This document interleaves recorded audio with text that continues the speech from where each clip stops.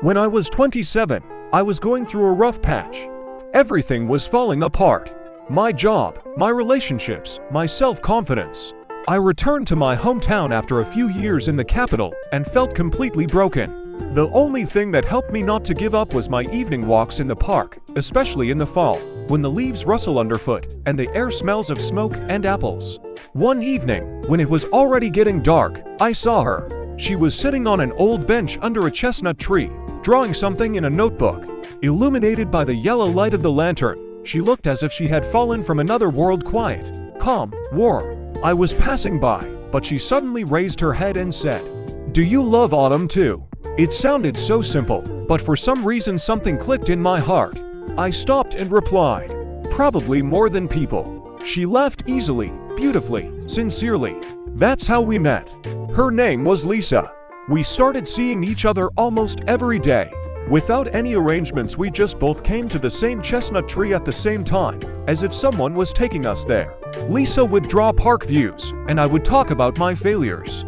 And strangely enough, they didn't seem like tragedies to her. She knew how to listen as if every word I said mattered. I once asked, "Why are you always here?" She smiled and replied, "Because autumn stops here." How is that? Here, under this tree, it lasts the longest.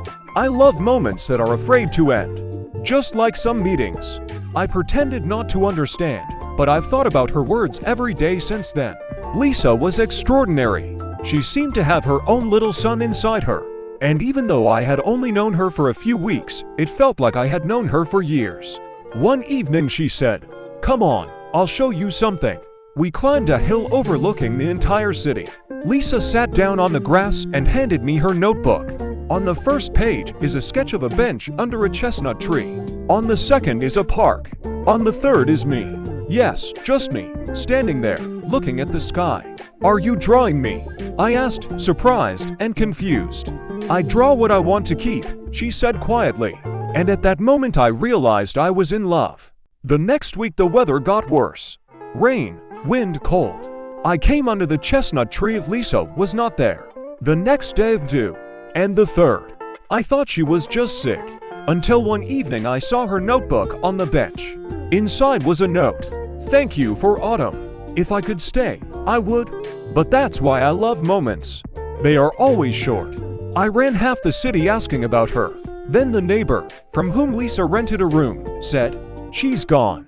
I think it's for good. She asked me to give her the notebook if you come." I didn't know where she went. I didn't know why she didn't tell me. I didn't know if I would see her again. The only thing left are the drawings. A year passed. Winter, spring, summer, everything merged into one long, imperceptible season. Until a new autumn came. I came to the park again, and stopped. Because she was sitting on the same bench under the chestnut tree. Lisa. The same smiling face, a little changed, but still with the same sun inside. I came closer, and she said, "Can I come back?"